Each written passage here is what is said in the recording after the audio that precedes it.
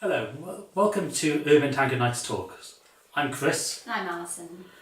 So this is the first one of these we have done, and it's to try an idea that we have been contemplating, which is to try and create a video vlog come show which allows you, the viewers, to understand and give you insights into the tango world.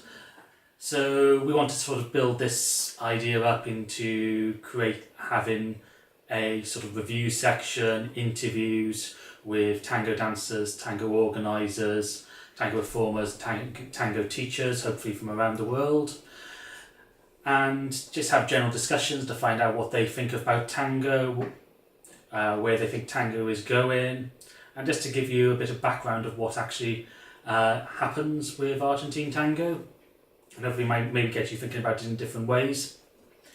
So for this one we thought we'd just talk amongst ourselves to give you an indication of what Urban Tango Nights is, how it was set up, and who we are as the organisers of Urban Tango Nights. So I'll start this off with explaining how I got into dancing.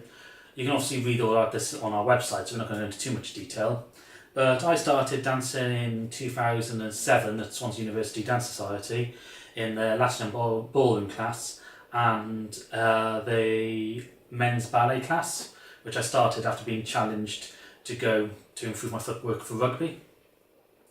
I went to that class for the next couple of years, and then in 2010 started teaching some of the classes in the Latin and ballroom classes, and continued doing that until 2015. Over that time as well, I started modern jive in probably about 2014. I also had to go at swing, salsa, bachata, as well as some other dances. But the Argentine tango came in around 2013 when the University Dance Society had an Argentine tango class, which we went along to just because we were looking for a new dance to try. And then started going to the Urban Tango Nights classes, which were held in the city centre in Swansea on a Friday evening with John Owen Jones, and that was when I was in Monkey Bar, and that was in 2014, so I was going to those, and then I took over running that class 3 years ago in 2016. And for you? So I started dancing ballroom and Latin American in 2004. I took exams every term, and then when I came to university in 2008 I started teaching for Swansea University Dance Society. I taught the Latin ballroom class for 7 years, which Chris was in. I also founded and ran the dance sport team from 2009 to 2013 when I retired, and then just been picking up other dances ever since. And then Tango has been the one we've moved on to. So one of the things, there's obviously other people who've done interviews on tango, and they're up on YouTube as well. And one of the oddest questions you always see answered: what does tango mean for you? So again, for me, Argentine tango is just a dance like any other dance. I find it, and the reason why I dance is because I enjoy dancing. I enjoy listening to music and then moving to it and interacting with a partner, and trying to find a way where we can communicate between the two of us to actually create some form of art form and have fun along the way of doing it. So for me, tango isn't that much different from any other dance, whether it be modern jive, any of the ballroom dances, if I'm dancing them socially.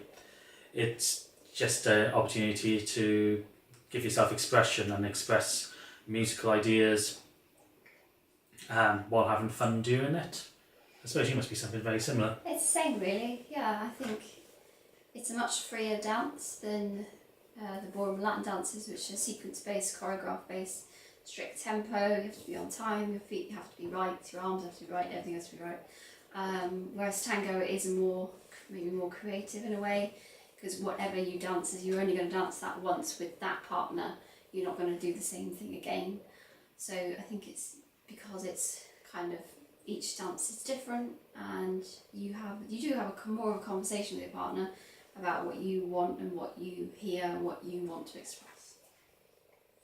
So it's when something that was the turn-on moment for me from a point of view of dancing was I competed in the university circuit for Latin and ballroom dancers, and would spend a lot of time just practicing the same routine over and over again.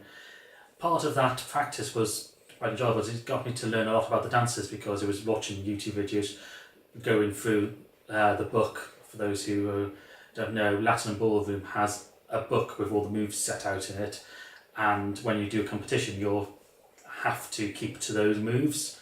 So understanding those moves and understanding what the moves were, putting them together and creating the routine, then just practicing them.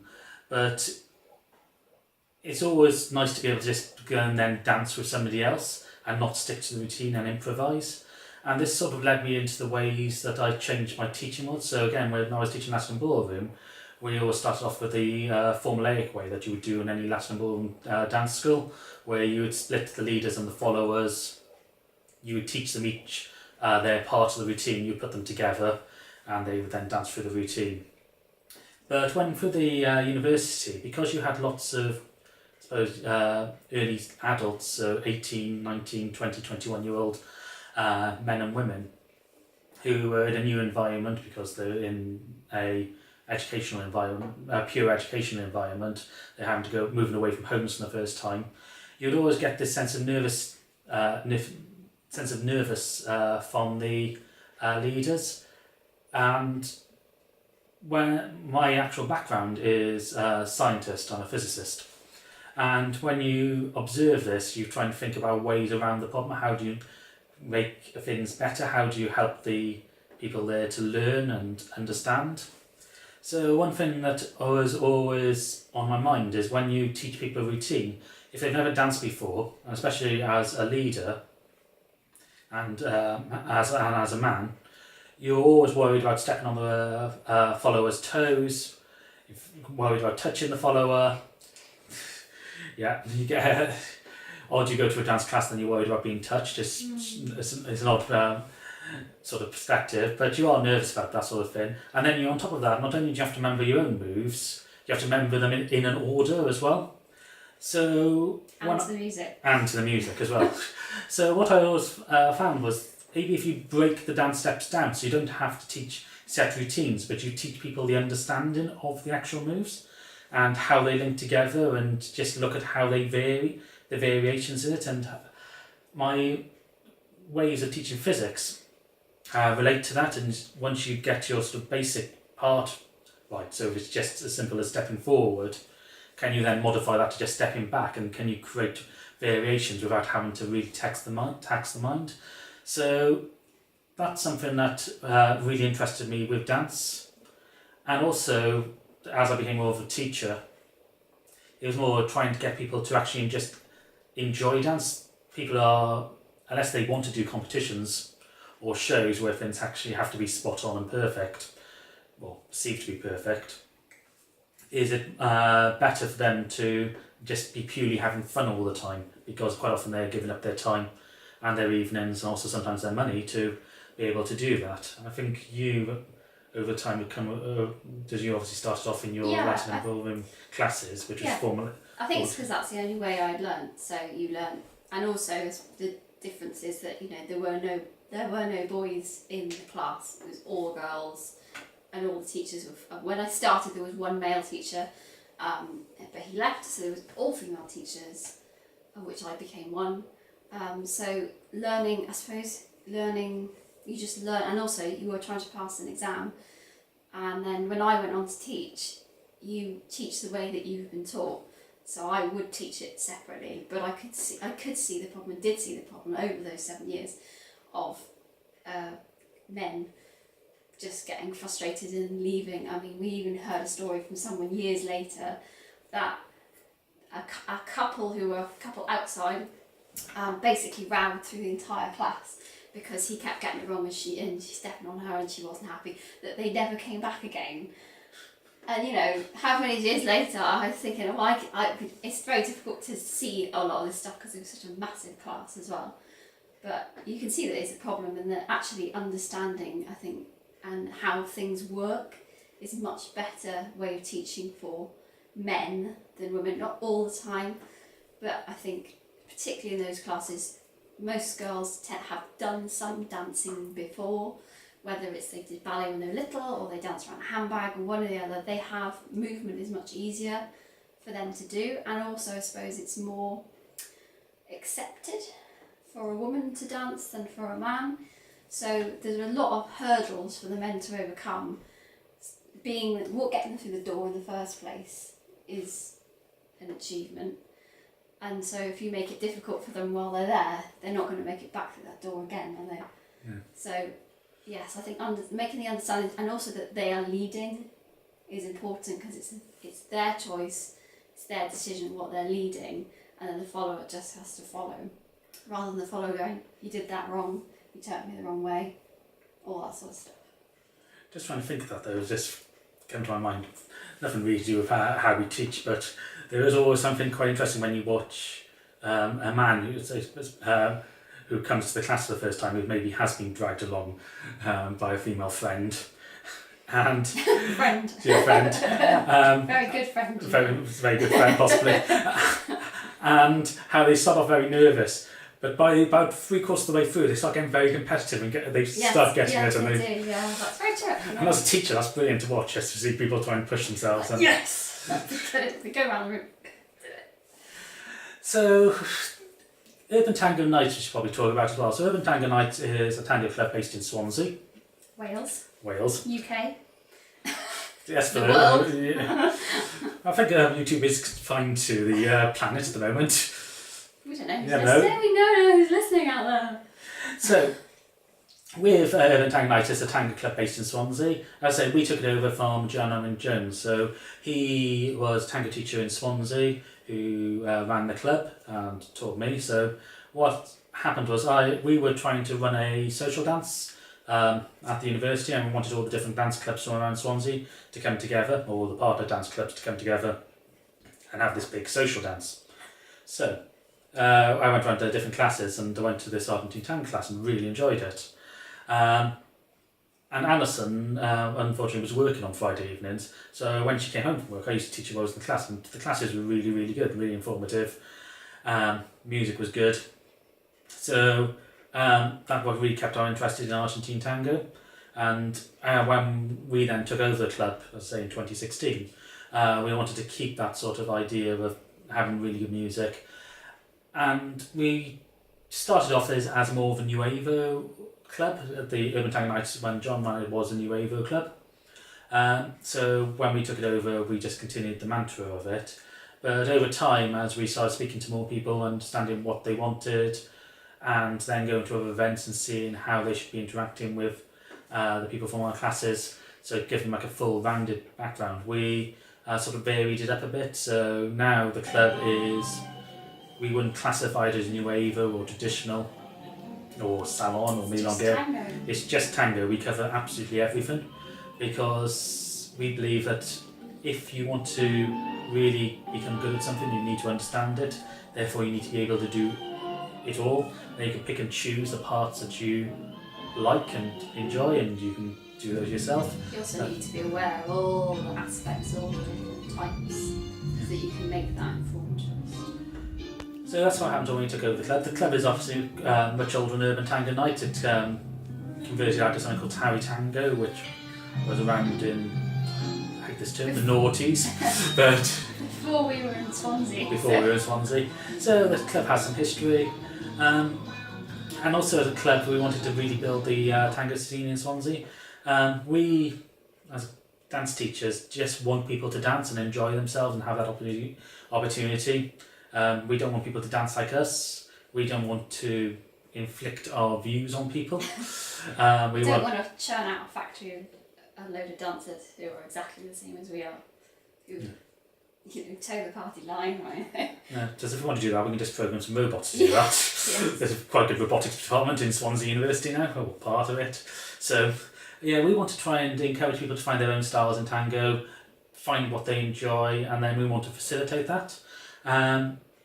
So we were very lucky with John to have a very good teacher who taught us a lot of basics, and then moving on, we've been able to use what he's taught us and that understanding to be able to watch things on YouTube, expand our repertoire, expand our knowledge of the technique. We go around to other teachers, milongas. We speak to these world-class teachers around the world, understanding further techniques and stuff, and that keeps enhancing, and we keep then passing that on to our students.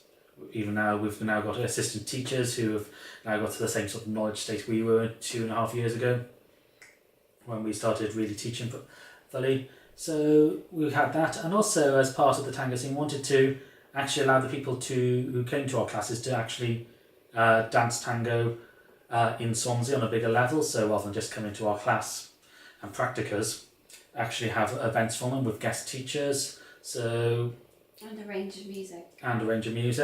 So and live music. And live music. So we want everybody to feel welcome at our events and enjoy themselves, no matter what their personal preferences are. So we started off bringing guest teachers. So the first guest teacher we had was Alejandro Angelica, who teaches in Bristol now, originally from Argentina and also taught in Milan. We've also had Eduardo Bozo, who teaches in Bristol and Cardiff. So we had these guest teachers followed by milongas. We then started bringing live music. So the first live music we had was Cabaret Tango, and I think that was about the first live music Argentine tango in Swansea for about 8 years. And we've always wanted to build up this sort of big event where we get people from all over the country coming to Swansea just to dance. And that opportunity presented last year, where we ran the first Welsh International Tango Festival. Opportunity came along to have Nick and Deanna come along and teach for us. And basically the event just grew. We had Eduardo to come along and teach. We taught there, so we had a good range of class workshops. We had live music. We had guest DJs, and now we're in the middle of planning We also this had year's. very nice food. Oh, and very good Very food from good Goggies. So that brings on something else we wanted as well. We're not just obsessed with tango, getting people to dance tango. We know for some people tango isn't what they're going to enjoy, but they might want to enjoy some other dance, so we always try to promote other dance styles as well. Yeah.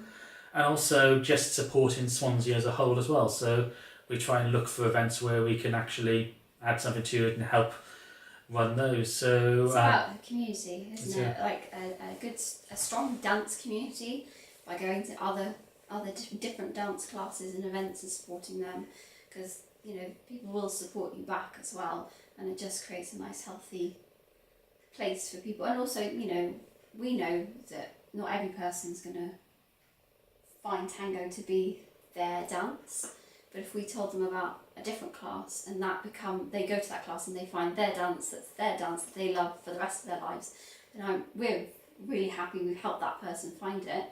But also if we can help by dancing at other events, that's great. We've done performances for various things just to show what dance can bring to your life. Yes, it's about actually just trying to encourage people. And also we feel that when you start building a big community and interacting with that community, then more people it draws more, it builds itself. And we hope for that. So when if you follow us on something like Instagram, you'll see that quite a lot of the pictures we put up of food, so it's where we go around places in Swansea, normally food, like things like local markets such as the Marina Market, and you then start to meet people. So that's where we had Goggies Cuisine from for the Tango Festival. So it's all to have about that community of people that we know that we might be able to use in the future at other events, or even if we help them at their events. Yeah.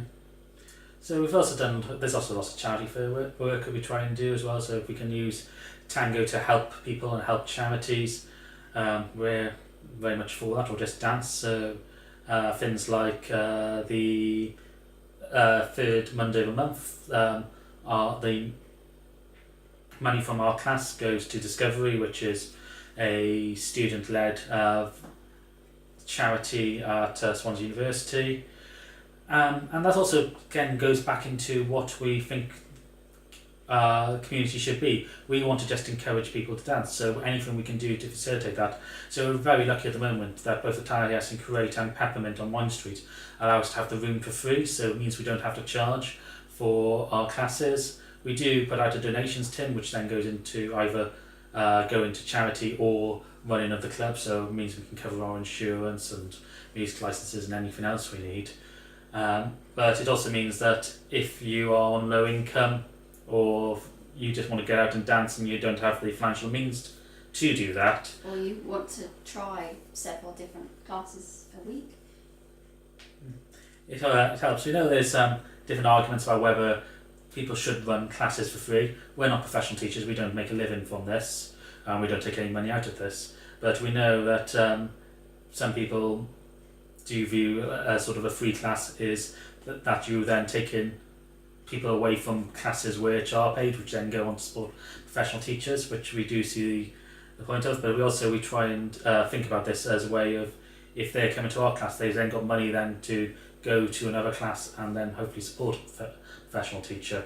It also, we make sure we try never to clash with anybody. So when we first started our classes, we put them on a Friday evening because we got a timetable of all the different dance classes around Swansea and found that Friday was free. There's a reason why Friday is free, but then we moved, when we had to move our day, again we went through all the different dance classes around Swansea and found that Monday was free. And this is for a number of reasons. One is out of respect for other dance teachers. We don't want to clash, we don't want to damage their classes. Also, it's also for respect for the people who attend those classes. We don't want them to have conflict about which class they want to go to. So I'm sure they want to go to everything. So again, it's for that. So it's all about just trying to create this united community which then supports each other and then grows itself, which means then we can then put bigger and bigger events on and push the boundaries of tango, get more people into it. So have you got anything to add on that sort of ideas? No, you said it all. Okay, I talk too much, you could work out, so it can be kind of interesting when I start doing interviews with somebody, so you probably have some sort of set sort of questions. So this will probably wrap up our video now. So we will hopefully put up some videos. We're not sure how often we'll do these, whether they'll be once a month or just when we have some content we'll put them up, or whether we film a lot of content at once and then put it up over a period of times. One thing I will say is we like to credit where we get all our ideas from. So we're going to throw out a mention here to Anderton's TV. Anderton's is a music shop in Guildford, Surrey, who have a very active YouTube channel where you have Lee Anderton, who's the owner of Anderton's, also known as the Captain, and they put out videos. Originally done doing demos of equipment, but has since grown, so they now have lots of demos of equipment and also interviews. So this is where we thought we got most of the ideas for this sort of idea thing from. So if you're into your guitar music, or check them out on YouTube. So probably before we go, probably should say you can subscribe to our channel down below, pressing the subscribe link and click the bell, where you then get notifications of all the uploads we put in. We do upload every week when we put a class summary up. We also put up videos of our performances and demos when we do those. You can also like our Facebook page, subscribe to our mailing list, which is in our website. There's also got Instagram, Twitter, Meetup. Anything else? That's it. That's it? Okay. And there's links to those in the description below. Anyway, I want to thank you time for watching, and we'll hopefully see you soon.